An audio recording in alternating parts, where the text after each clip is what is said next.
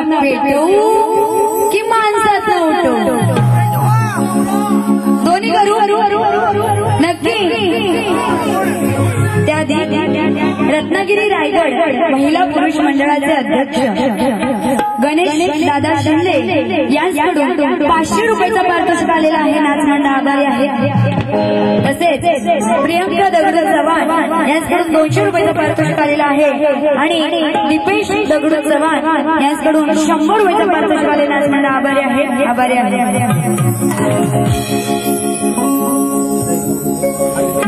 आधी बुवानी माझ्या प्रश्नाचं जे उत्तर दिलंय त्याबद्दल बोलते.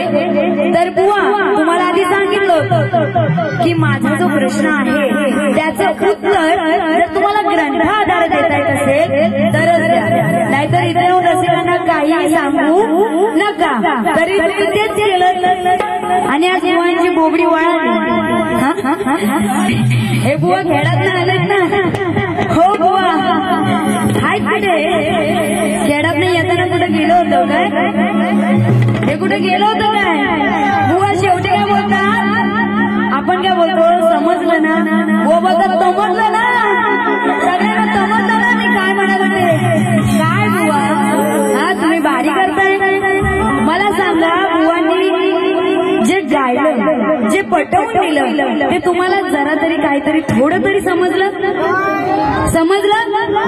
बघा बुवा, आता पुढे शब्द वापरत नाही, पण बघा आता रसिकांकडूनच उत्तर काय भेटते ते. तुम्ही या बाऱ्या करताय हा काय बुवा? म्हणून काय म्हणते बघा. बोकड किती मदमस्त झाला तो हाती टक्कर घेईल का? अहो वाघाचे कातडे कोळ्याने पांघरले राज्यपद त्याला शोभेला. हिजडा किती नाचला मुरडला तरी बुलंदपणा त्याचा जाईल का?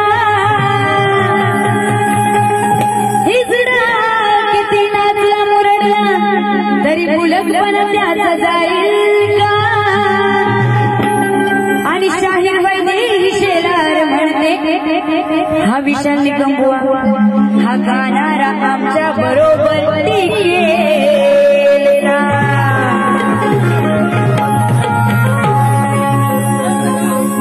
आणि नंतर बुवा म्हणतात काय सामना गाजवणार आणि माझ्या म्हणजे काय म्हणाले ते हिच्या फटाकड्या वाजवणार.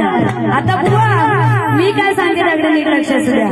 मी पण दुसऱ्या बारी सामना गाजवणार आणि बुवा तुमचे जे सिद्धली आपली वार कुठं लपवून ठेवला असाल ना ते या दुसऱ्या बारी नाही वाजवून गेली तर नावाची वैदेशी लागणार. आणि बुवा मी तिथून बघत होते असा हा बुवा काय चाललंय काय? बुवा एवढ्या बारा केल्या मला वाटलं आज काहीतरी नवीन द्या. आज मी सगळे विषय नवीन घेतले होते आणि जरी तुमचं नाव घेतलं असेल ना तरी विषय नवीन होता आणि तुम्ही सगळं काय जुनं गायलात. आणि बुवानी 1 2 3 4 5 एवढ्या गवळणी बुवा इथे गणेश दादा बसतात त्यांना माहिती असेल. बुवा जेव्हा आपली मीटिंग होते मंडळाची तेव्हा सांगितलेलं असतं आमची एक गवळण असते, त्या गवळणीची बुवांना काट द्यायची असते आणि त्यांची गवळण घ्यायची असते. बुवा एकावर एक गवळणी घेतच बसतात. जसं आता कपडे चढवून आले एकावर एक ह्याच्या अंगात तर काय नाही आणि रुबाब केवढं. आता बघ नाही तुला या कोंडिवली गावातून अर्धे कपडे मी पहिल्या बारीत काढले होते, आता जेवढे उरले होते ना तेवढे पण नाही काढून तुला सोलपटवर नेली ना बुवा खरंच. आणि ह्या बुवाचं कसं झालंय माहितीये काय? चिन टपाक डमडम. बुवाच्या दिलात नक्कीच झापूक झुपूक झालंय आणि नुसतं झापूक झुपूक नाही बुवा झुपूक झुपूक पण झालंय तुझ्या तुला का? बुवाला कुठली नशा चढली काय माहिती. दुसऱ्या बारी बुवा आले ना की त्यांना बोला बुवा काहीतरी नवीन द्या, हा कंटाळले म्हणा. आता त्यानंतर म्हणून काय म्हणायचं बघा.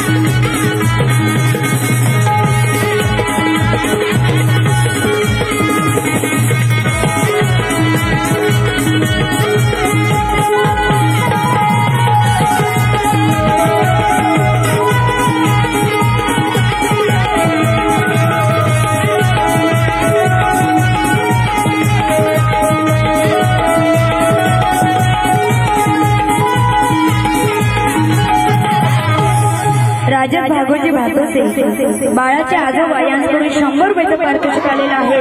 त्याचप्रमाणे प्रियांश अजय भातोसे यांच्याकडून सुद्धा 100 रुपयाचं पारितोषिक आलेले नाचमांडा आभारी आहे। पण बघा काय म्हणायचंय, सुरुवात करण्याआधी प्रस्तावना ही मांडायची असते, चालून आलेली संधी कधी सोडायची नसते। आता असं का म्हणाले बघा, आता इथे शक्तिसुराचा कार्यक्रम ठेवणार होते आणि या बुवांना चांगली संधी होती या गावात नाव कमवायची, पण बुवा तुम्ही नाव कमावलं नाही तर नाव गमावलं। म्हणून काय म्हणाले,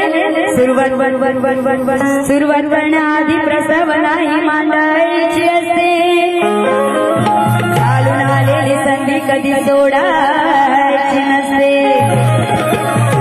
अहो सामन्याची सुरुवात कधी भांडायची तर कधी गोडीची असते, आणि म्हणून सांगते शाहीर वैद्य ही तुम्हाला बुवा, दुसऱ्या बारीत पहिल्या बारीत अति पाकू केला तर दुसऱ्या बारीत भेड सोडायची असते। आता बुवांची गवळण एक एक विषय टप्पा पार करत जात। आता बघा बुवांची पहिली गवळण काय, दोरीचा दोर तुटलाय, नंतर मध्ये काय ते म्हणाले, दया दुधाचा माल विकलाय बघा पोरीनो हिचा सिल फुटलाय। आता बुवा, आता मला सांगा बुवा, सगळ्या गवळणींचे माठ असतात बरोबर आहे की नाही? माठ हे सगळ्या गवळणींचे असतात आणि तुम्ही काय बोलताय, बघा पोरीनो हिचा सिल फुटलाय। आता तुम्ही पोरींनाच बोलताय, पोरींनाच सांगताय बघा पोरीनो। बुवा तुम्ही पहिलं काय बोलताय ना ते नीट समजू द्या, नीट कळू द्या की तुम्ही काय गाताय आणि तुम्ही काय अर्थ पटवून देताय। जेवढं काही बुवा इथे गाऊन गेले त्याचा एकही अर्थ बुवानी पटवून दिलेला नाही। ही पहिली गवळण घेतली, त्यानंतर दुसरी, रुबाब एवढे दावायचो आणि हिचे मी लवडे लावायचो। आता लवडे याचा अर्थ पटवून दिली पण मी सांगते, कारण या बुवानी गवळण भरपूर वेळा घेतली। लव म्हणजे प्रेम, डे म्हणजे दिवस, असा तो शब्द लवडे, म्हणून काय म्हणाले, रुबाब एवढे दावायचो आणि हिचे मी लवडे लावायचो। म्हणून बघा काय म्हणायचंय, गवळणीची झाड अशी होती, नंबरकारी मोठा शिकारी, अहो हानले पोलीस ठाण्यात, आणि एकच मॅटर केलंय पुण्यात, साहेब माफ करा गुन्ह्यात। बघा या गवळणीची गाठ देते गोणी, लक्ष असू द्या। अहो लबाड भारी गवळण नारी, रबाड भारी गवळण नारी, बघा रुबाब एवढे दावायची, दया दुधाचे माल विकायची। आता ती राधा गवळण ही दया दुधाचे माल विकायची, म्हणजे ती बाजाराला घेऊन जायची। मग काय म्हणाले, दया दुधाचे माल विकायची। आणि हा श्रीकृष्ण हा चावट होता, हरामखोर होता बरोबर, तो त्या गवळणीचे माठ फोडायचा। म्हणून पुढे काय म्हणायचं बघा, दया दुधाचे माल विकायची, आणि लोण्याचा गोळा तोंडाला फासायची, दया दुधाचे माल विकायची, लोण्याचा गोळा व तोंडाला, बघा नीट ऐका, व तोंडाला बोलते, नाहीतर तुम्हाला वेगळं ऐकायला जाईल। दया दुधाचे माल विकायची, लोण्याचा गोळा तोंडाला फासायची, दया दुधाचे माल विकायची, लोण्याचा गोळा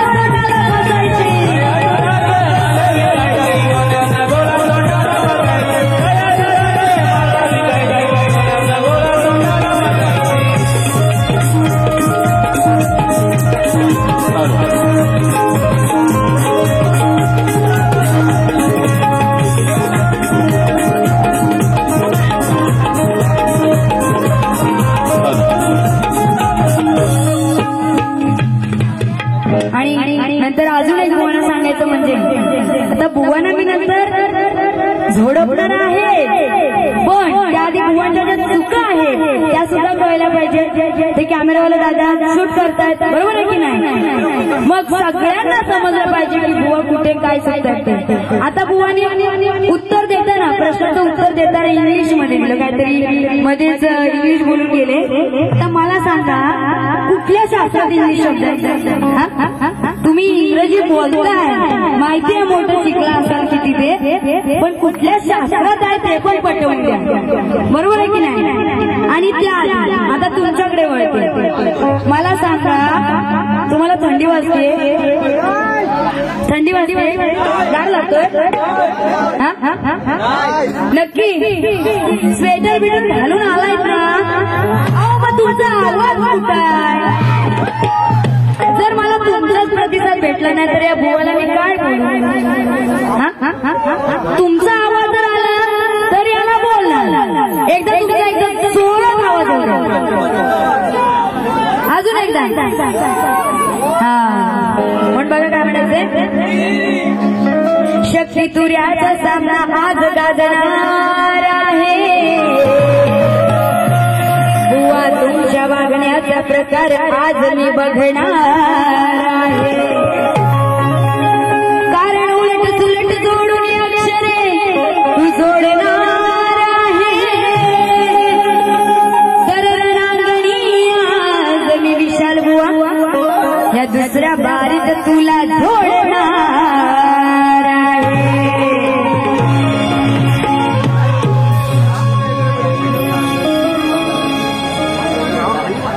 म्हणून बघा काय म्हणतात, आजच माझा झालाय पगार. बघा जो विषय घेते त्याकडे पण एक लक्ष असू द्या. लई दिवसाने आली पाहुणी, तिने बघितले मळ्यात जाऊनी. भाजीचा मळा असतो माहितीये ना, माहितीये ना? म्हणून बघा काय म्हणायचंय, आहे ती घरची नी तुमच्या घरची,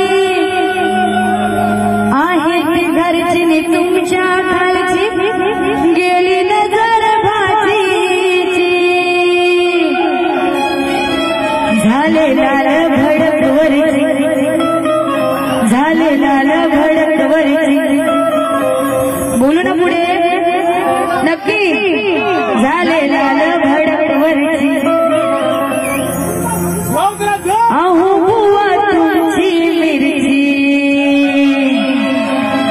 झाले लाल भडक वरची, झाले लाल भडक वरची, अहो बुवा तुमची मिरची. झाले लाल भडक वरची, अहो बुवा तुमची मिरची. झाले लाल भडक वरची, अहो बुवा तुमची मिरची. झाले लाल भडक वरची, अहो बुवा तुमची मिरची. लई दिवसाची आली पाहुणी, तिने बघितली मळ्या जाऊनी. आईची घरची तुमच्या घरची, आईची घरची तुमच्या घरची, गेली नजर भाजीची. झाले लाल भडक वरची, अहो बाबा तुझी मिरची. झाले लाल भडक वरची, अहो बाबा तुझी मिरची. झाले लाल भडक वरची, अहो बाबा तुझी मिरची.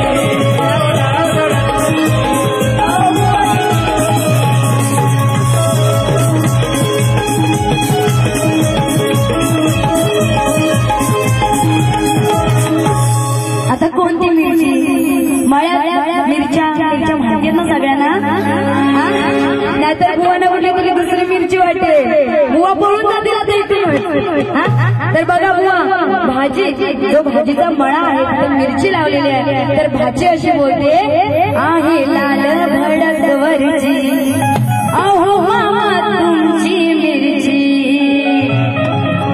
आणि दुसरा विषय घ्यायचा तो बघा बघा बघा. केर राज्यामध्ये प्रसिद्ध झाले तिला इटली असे म्हणतात. चहा साठवण्याच्या भांड्याला इटली असे म्हणतात. ऑस्ट्रेलियाच्या गोलंदाजीला ब्रेटली असे म्हणतात. ऑस्ट्रेलियाच्या गोलंदाजीला अहो ब्रेडली असे म्हणतात आणि गुजरातीमध्ये आवडीने आणि गुजरातीमध्ये आवडीने बुवा शेंडीला छोटली असे म्हणतात। बघा बुवा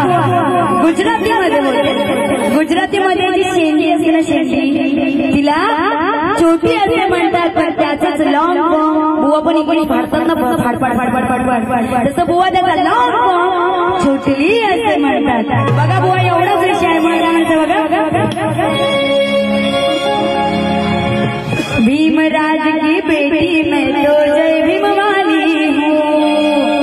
बघा विषय काय पिऊन साऱ्या जगाला दाखवी दारूची ती बाटली पिऊन साऱ्या जगाला दाखवी दारूची ती बाटली। आता गुजरातीमध्ये असा हा माझा दारुडा नवरा लाज नाही त्याला वाटली मग त्याच रागाने आता त्या नवरा बायकोमध्ये भांडण झाले आणि तो रोज दारू पिण्याचा नवरा आणि ती बायको त्याच रागाने धरून कापली अहो त्याची समजली दिली त्याच रागाने धरून कापली व शेंडी त्याच रागाने धरून कापली त्याच्याच मधली त्याच रागाने धरून कापली त्याच्याच मधली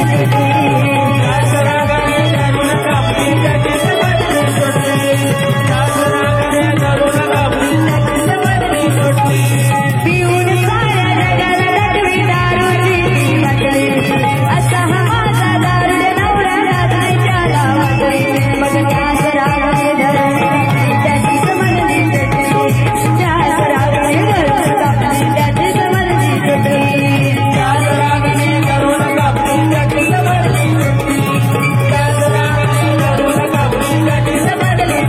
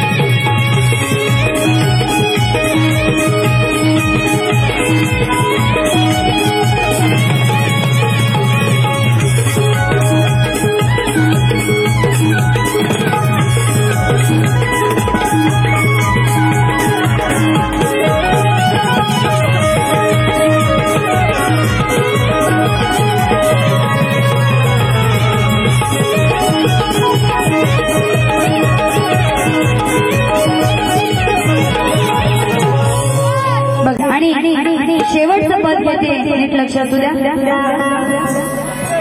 हो दे तुझं आणि माझं लगीन ग पुढचं माझं मी बघीन ग। बघा शांतीला विषय आहे नीट लक्षात द्या रोज घालून बाद बघा होता तो बाद पण भक्ती मनात कसा झाला बरबाद होता तो पांगला नाही तो चांगला मागे फिरून बघायचा आहो होता तो पांगला नाही तो चांगला फिरून बघायचा मागे फिरून बघायचा खरी विचार तो वेशाच्या नामाचा नाही राहिला ओझवायच्या कामाचा। बघा शांडिल्य ही पतिव्रता असते आणि तिचा नवरा हा पांगळा असतो त्याला हातापायाला बोटं नसतात आणि ती जेव्हा नवऱ्याला घेऊन एका गल्लीतून जात असते तेव्हा तिथे एक वेश्या असते आणि त्या वेश्येकडे बघतात तो नवरा तिच्यावरती भुलतो आणि त्याच्या बायकोला असं सांगतो की मला हिच्यासोबत एक रात्र घालवायची म्हणून काय म्हणाले घरी विचार तो वेश्या